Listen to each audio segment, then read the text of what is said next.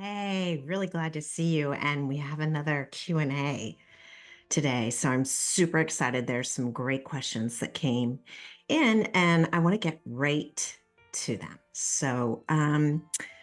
The first is, what role does self-compassion and forgiveness play in the process of recognizing and healing from toxic systems?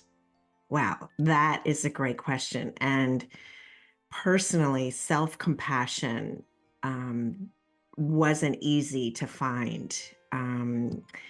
I grew up with very strict standards and a lot of shame and a lot of neglect and a lot of abuse. And it was intensified and magnified by my religious system and how I was schooled and just society at large.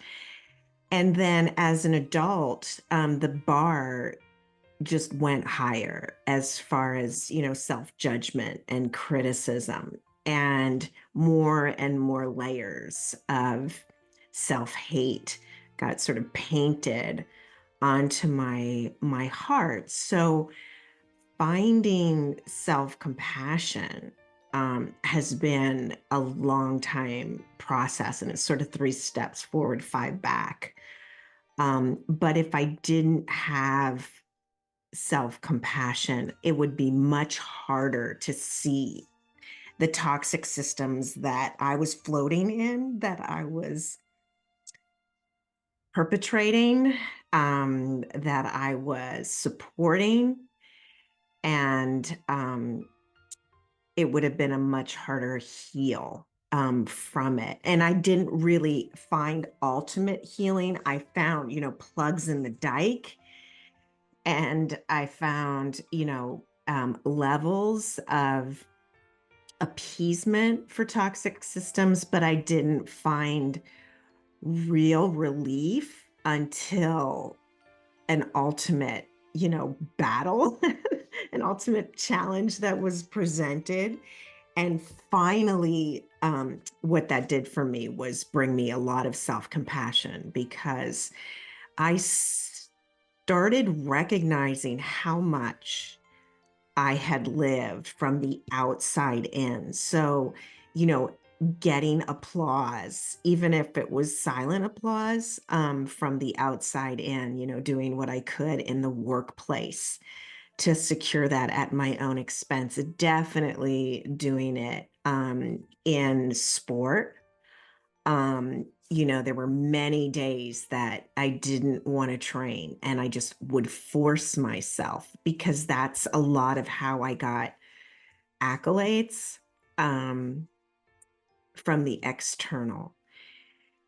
And then, it was wanting to measure up and not feeling like I was good enough and never feeling like I was enough. And a lot of that is programmed into our societal structures, and it's reinforced by the media, by social media, by these little gadgets, these little smartphones that we carry around with us. And this never enoughness is transferred into my own heart. So ultimately, it was separating and divorcing an alleged narcissist that really had me on the ground and in a place where I was finally ready to go within and to start to express some gratitude for what I was walking through in that moment and what I had walked through up until that point. And that was what was pivotal. And that ability to experience and feel compassion is what ultimately started to lift me out of the toxic systems that I was embedded in and surrounded by, some by choice and some unknowingly. And the piece about forgiveness, that's beautiful. That too was a process. I think knowing that the perpetrator, the predator, the one who brings the issue to my attention, just knowing that they are experiencing pain, they know no different. They're acting the only way that they know, and that I wouldn't want to be inhabiting their physicality on this earthly walk, or understanding some of what they experienced themselves is really what opened up forgiveness from me and for me, and compassion towards them. And then I could give myself that same modicum of forgiveness, to really that self-compassion generated forgiveness of myself for how I played out my own toxicity, how I played out being abused and abusing others. Um, and it gave me a wider berth, to find forgiveness and to be gentler with myself, and to understand that at any moment I had done the best that I was capable of doing in that moment. And that's been what's crucial for me in really waking up from, to recognize and to heal from the toxic systems that I have certainly engaged in. And I think the self-compassion piece was really the most pivotal. That made the hugest shift, to my being, the way that I was with self and the way that I became, with myself as it pertained to forgiveness. Because if you're like me, and you probably are, you're probably an empath, you're probably very forgiving of others. And it's almost like a knee-jerk reaction. Um, so it was really helpful to go a little bit deeper, and not to come to the forgiveness immediately, but to let my body process through and cycle through. And it was a process. And in some cases, who knows? Maybe it's not appropriate, right? Who knows? Who's to say? The new age tells us, oh, forgive, but is that really true for us? I don't know. It's great to have a conversation and have it not be black and white, but certainly to give yourself compassion and to give yourself forgiveness is essential as you move through these toxic systems that we're all awakening from. So I hope that helps answer your question, and I hope you're having a really lovely moment in this day. I know a lot of us are facing a lot of our own toxicity. It's coming up, for us to really look at and see and decide how we want to move forward in our own being and in relation to the others that are in our sphere. And then it expands out to the community, to the collective, and globally. So thanks so much. It really brought up a lot to receive that question and to answer it. So the next question, how does fear of loss, meaning like financial security, relationships, status, prevent people from exiting or addressing toxic systems? Whoa. Ding, ding, ding, ding, ding. It's like the winning question, huh? Yeah, unfortunately, the fear of loss keeps many of us tied to places we really wouldn't rather be. And for me, that certainly was the case. I mean, fear of abandonment is so embedded. I don't know, it goes back in the ancestral lines. When you take a look at it with me, it's so tied back, and it's been a core issue. And one that's really been hard to address, to really look at, and it plays out in my body. I have a bodily reaction when I think of change or loss, and certainly personal growth. It's not as impactful as it had been because now I have experience facing it, and I've come to understand that loss and change and growth, um, ultimately can serve me, definitely on a soul level and definitely for my evolution. And I think it's part and parcel of being a human, having a human experience on this earth. I think, ultimately it's financial insecurity or financial security, relationship status, all that stuff is part of what I signed up to experience in coming here. So when I can put it into that template, it takes some of the edge off.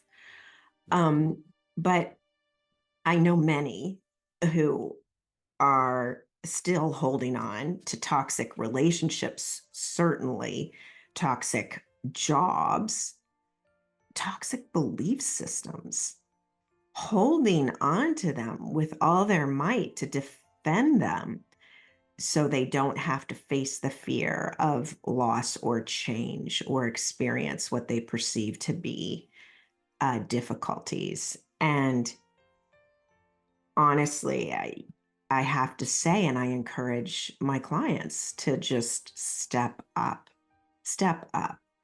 I mean, I had a child. I didn't want to have a negative example for the child.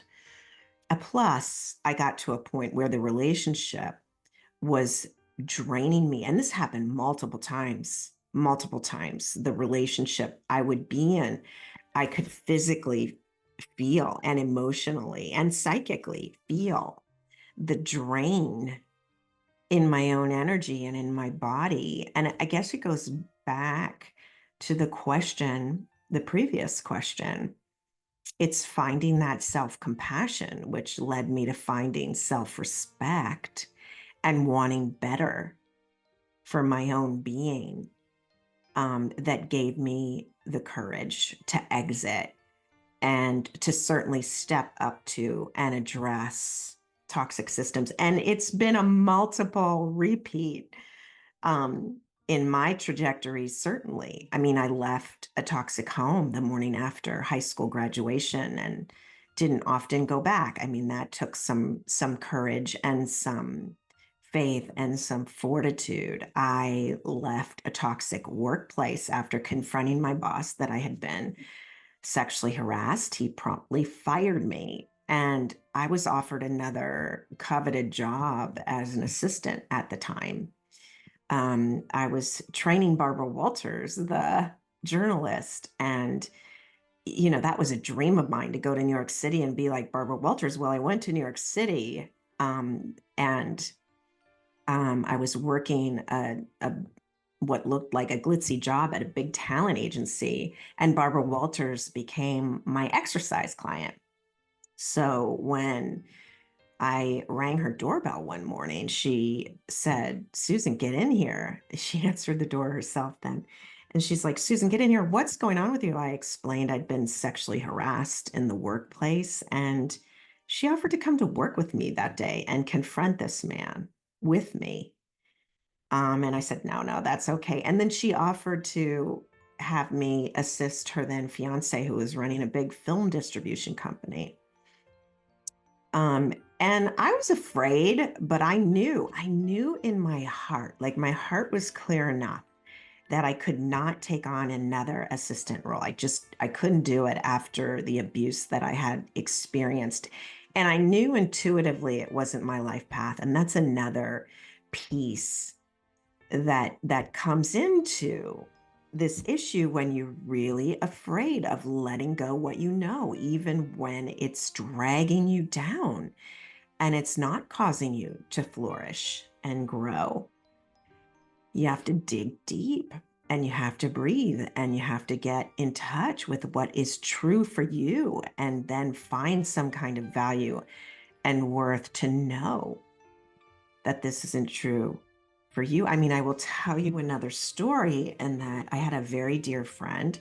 She had children the same age as my son, and she was in a horrendously abusive marriage, which she was estranged from her husband at the time that I knew her.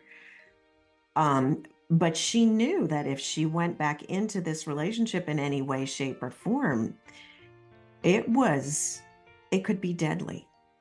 It could be deadly. And it got to that point. And I could see the signs and the symptoms, but I couldn't help her.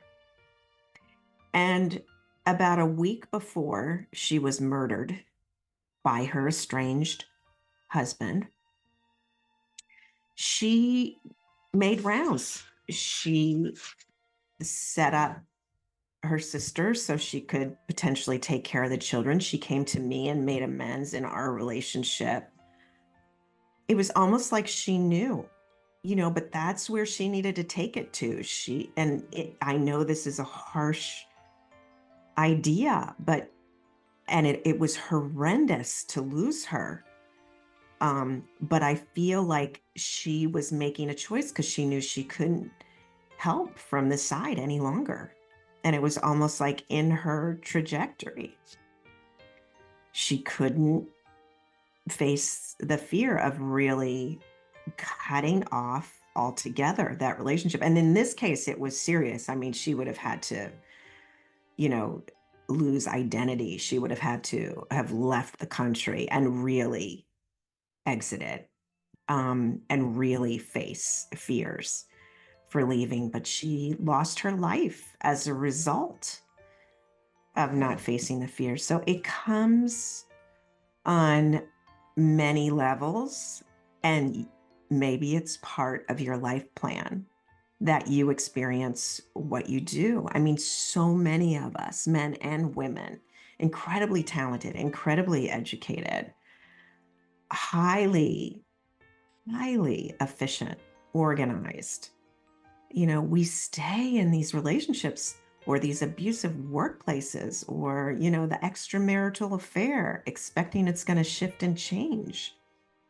And sometimes I feel like, okay, that's maybe what I signed up for. Maybe I had to have that experience in this lifetime. So ultimately, it's not to judge. And I try not to judge. Even my friend that it went to the extreme where she lost her life, I tried not to judge. I ultimately had to separate from her because I couldn't take the pain. I couldn't watch it. And I knew I couldn't help her. So I hope this conversation is in some way helpful to you. And ultimately, I would say that non-judgment is where I prefer to be when someone cannot let go. And it happens. The next question: what are the first steps you can take to begin detaching emotionally and mentally from a toxic system before making physical changes? Wow, these questions are amazing. Thank you. And I am someone who's had a lot of experience in this very arena. And I want to say number one, first step you can take to begin detaching is to get authentic support. And for some of us, that is with friends and trusted confidants. And for others, it's with professionals who are paid. It can be through support groups. It can be family members, but I would strongly recommend setting up a support group before you even begin to make plans, because you're going to need a lot of support in a lot of ways before shifting out of a toxic system. And it depends on what type of system it is, really, because some are more difficult than others. But I would say finding a support network and using it, relying on it, and getting help to put it in place if you need that help. So you can build a platform. The second thing I would say is to create a daily practice that works for you to support you emotionally and mentally. And for me, I will tell you that it is exercise. It is meditation in whatever form that comes from. I am not one that says you need to meditate on a cushion and quiet your mind. That just may not happen for most of us, actually. But I do have a meditation practice today, and I do sit on a cushion, but I don't sit every day. And sometimes my meditation is walking my dog and noticing nature. And sometimes my meditation is watching the black line on the bottom of the pool. And sometimes my meditation is being cognizant of what I'm eating. But that would be the second tool, writing too, automatic writing. I love just sitting down and, you know, what is my inner being? What is my higher self? What does my soul want me to know today? And just letting the pen go. Um, so some kind of daily practice that centers and grounds you emotionally and mentally before you make any kind of physical changes. And then research, finding other people that have gone through what you're going through and have successfully navigated their way out of the toxic system. Really helpful, really helpful. And asking for help and receiving the help and preparing yourself. It's almost like as if you're training for an endurance race. And so you're setting yourself up to be in the best physical shape you can be in, the best mental shape and support you can be in, and the best emotional support, and tapping into your emotions and knowing what your emotions are for you. I mean, that's another form of meditation, but really prepping that almost like you're an athlete getting ready for a race is how, I would begin to take steps before detaching emotionally and mentally and before making physical changes, because it is a shock to the system. We're human beings. We like our regularity. We like our comforts. We like to know what's what, but just prepping and knowing you're safe and you're going to be okay. So those are my suggestions. What practical strategies can you use to protect your personal power and boundaries while still living within a toxic system you cannot immediately leave? Wow, that brings back a lot. So I took this to the extreme. When I divorced the alleged narcissist, he wouldn't leave the home that I had bought for our family. As a matter of fact, he wouldn't leave the master bedroom. So soon after, we knew mediation was not going to work, and he was suing me for divorce and still would not vacate not only the premises, but the master bedroom. I took a mattress across the house and into a partial conversion in our garage. And I set up camp in that partial conversion. And I created a bit of a monastery. I saw it as a monastery. And I was determined to get through this experience of divorcing a man that I loved, but was ultimately draining me. And this was not good for our son to see. It was horrendous that he had to see this whole thing play out in front of his eyes, but it would have been worse if I didn't take the actions and move forward with this divorce. So I literally created the strongest boundary you can with a toxic individual, and that is no contact or modified contact. And that for me in that circumstance meant I only communicated in writing, meaning text or email, and only when it was necessary, even when we were living in the same structure. And I did not make eye contact. So I learned no eye contact and holding silence on silent meditation retreats. When you go on a long silent meditation retreat in the Vipassana system, you don't make eye contact and you don't speak until the retreat is over. And I had had that training, so I was used to that. I also had been an endurance athlete and I knew how to hold focus. So this was brutal. It was a bizarre circumstance, but it is what I did. And it was ultimately what was successful in navigating this divorce and getting out of that toxic relationship while still living within that circumstance. And it was a calendar year of living that way until the paperwork was settled and I was able to give this gentleman his six-figure check to leave, which was extremely painful. But it worked.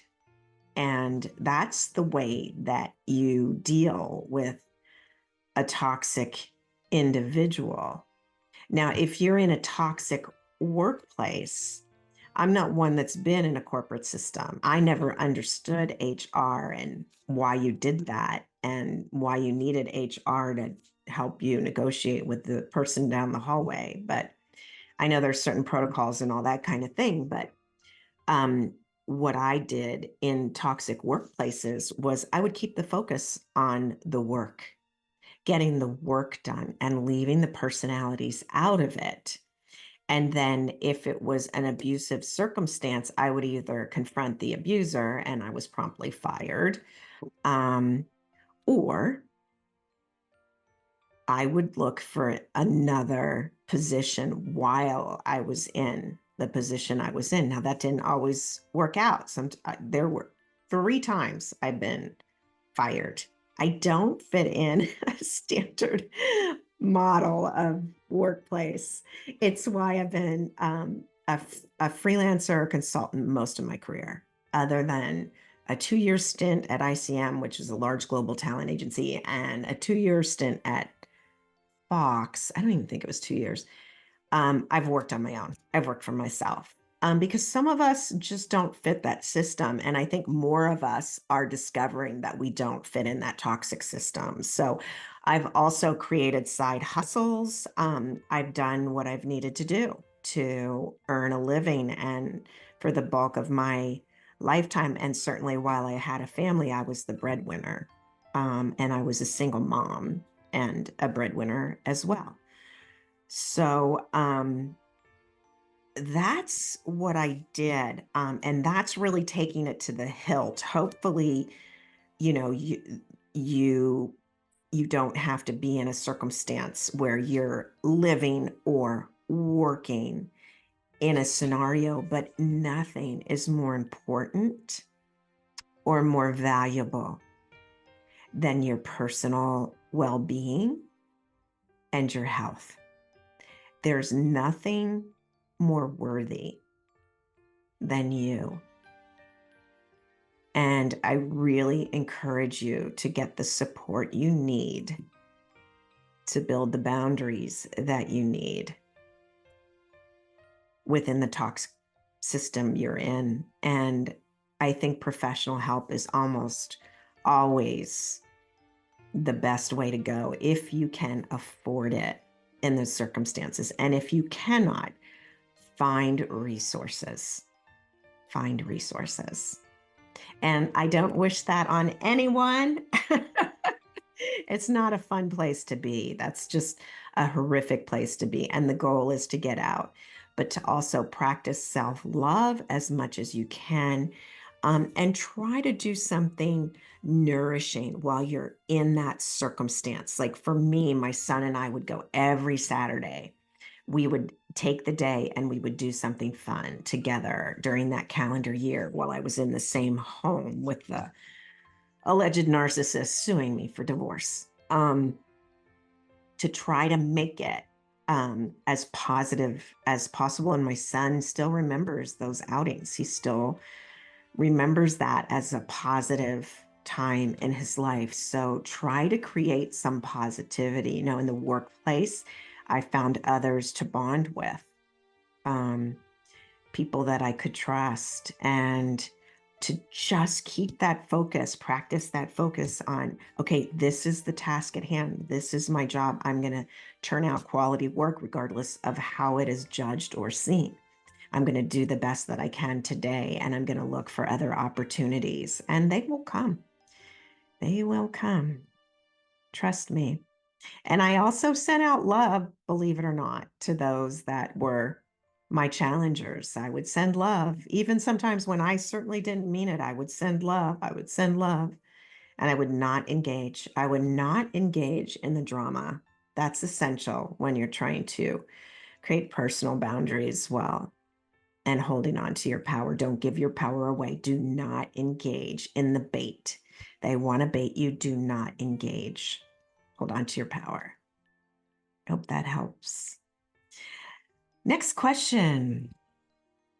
How can you build a support network of people who can help you see clearly and move toward a healthier environment or way of being? So here's where practicing discernment helps. You know, oftentimes if we were raised in a toxic system, whatever that means, whether that was with your immediate family, whether that was within your schooling, your religious, your, extracurricular activities, if you're raised in that kind of toxicity, you might not be the best at discerning positive personalities and people that will be authentically supportive. So that's the first thing, to try to go within and build your power and your strength and your self-love so that you can in turn externally see through who is a support being, who is a loving being versus someone who is looking to have their needs filled through you. So the first step in building that support network is knowing yourself, creating a way to live from the inside of your heart outward, always leading with your heart and taking time to discern how you authentically feel, what spidey sense you're picking up, what intuitive value you're picking up, from that person. And then if you experience something from a person that feels off, you're wondering about, talk it over with someone you trust, and then go back to that person and engage and clear the air. And if it's not clearable, it's time to walk away. Cut your losses. It's okay, you know. And this takes time to build an authentic support network. You're going to kiss a lot of frogs. And that's all part of the process, right? Of seeing clearly, of discerning. And it's also about relying on yourself. We are taught to be subservient and obedient to malignant systems. We're taught to do that. We're taught we're not safe unless we go along with the status quo. And that's really hard to train yourself out of that, to slow down, to stop down and say, hey, this doesn't feel good to me. And I'm valuable and worthy to say, yeah, I'm not okay with that. I mean, it started small with me. It started like, I'm sorry, I can't take your phone call right now. I'll call you back and when I'm able to. It may not be for a couple of days, but I will call you back. And if people had issues with that repeatedly, certainly, that's a big red flag. So all these flags, these red flags would start to surface, and I would start to pay attention because I felt more valuable myself. And that led me to attract healthier dynamics and healthier environments and a better way to treat myself. So it was a process, but really the steps are going within and really seeing how you feel and practicing discernment. It's a tool it's becoming even more and more important as our standard systems are falling and life is shifting, and there's never been more of a time when you really need to discern or decipher or understand what is valuable to you, what your intuition is telling you, and to do what makes your heart feel good. So, thank you for your question. And the last question for today's Q&A is, how can you reclaim your sense of sovereignty and freedom after leaving a toxic system? And what practices can support your ongoing transformation? Wow, what a beautiful question. So, first, I want to congratulate you for leaving the toxic system because that takes so much courage. But once we're out, the triggers are still going to be there because that's what's familiar. The shame can still kick up because we're going against the grade, right? We're going against what we've been trained into. And the guilt and shame can come up, especially for us empaths that feel everything. You just have to be gentle with yourself. You have to understand you are now going to be living in a new zip code. So it's almost like literally and figuratively, it's almost like going to a completely new place and setting up shop again, because the way that you handled your life, all those triggers, they're going to shift, they're going to change. So you're in a new environment, and yes, it's a healthier environment, but you may not know how to press all the buttons, and it may be a little uncomfortable. Having freedom and sovereignty, right? It's like that Stockholm complex syndrome. You're like, you're not quite sure. Wow, what is this? And it's okay to say you don't know, and it's okay to get support. Again, that could be hiring a professional, working with a coach, a mentor. It could be taking a course. It could be going on a retreat. But just to take time and to understand, hey, I'm not going to beat myself up through this. Treat yourself like a beloved 5-year-old that just had its first full week of kindergarten, whose head is spinning. Treat yourself gently and be attentive to your needs. You may not be able to keep your same schedule initially, and you may have to drop more programs from your way of being, and that's okay. Being gentle with yourself is first and foremost after you've left a toxic system. And self-care, going within. What do I need? The other day, I was shaking because I had confronted a toxic workplace issue. I was shaking and I had to stop down. I had to do some quiet meditation. I had to do some writing. I had to make myself a cup of tea. I had to take my dog out and breathe the air. Give yourself some time and understand you're like a newborn. So the practices again come back to the same self-care and setting up the support system and using it and understanding that it's going to be a process and it's not going to work out instantly. And then noting what you're now grateful for, the things that you're experiencing that are changing, that are helping you feel good, The times that people are noticing, wow, there's something different about you. What is it? Noticing that your frequency is raising, and it will raise when you come out of a toxic system, and understanding too that to have some kind of compassion if you fall back. This is a new place. You have been abused. You have been controlled. You have been toxic.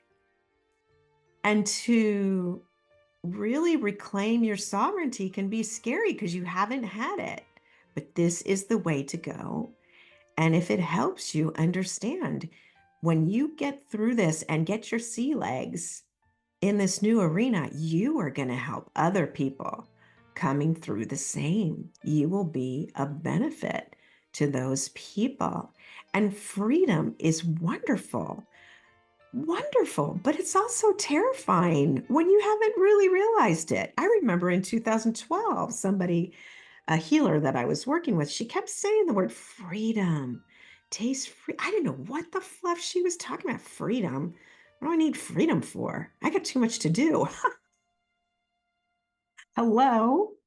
Yeah, there is a lot of enslavement in the toxic systems that we live amongst and within on this earthly planet, and they're falling.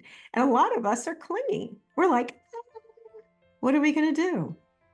It's also building that trust muscle, that knowing that you will get through it and you will get the support. And yes, the fear feels real, but ultimately you're moving and you have moved to higher ground. But community is essential and support is necessary through this ongoing transformation, and applaud yourself. You are creating authentic soul evolution. You're getting it right this time. You're not going to have to repeat it. So, this has been really lovely. I just put up a new course to try to help with all that we're going through, because it's a pretty scary time. There is a lot of transition. There is a lot of transformation. And awakening to your inner power is absolutely necessary. So there's a short free course on my website. Just put in your email and the course comes to you. It's 3 video modules and PDFs that match each module to take you through awakening to your inner power. And if you're leaving a toxic system, if you're in one, if you're just waking up to it, I think it's a really lovely balm to consider. So susangold.us is the website. We're here weekly with one long video and one shorter video to inspire your transformation. I'm so proud of the work that you are doing. You have such a value and such worth, and you are growing so quickly. I am so, so impressed with this community. Thank you for all you're doing. And remember, we are in this together. Take good care, and I'll see you next time.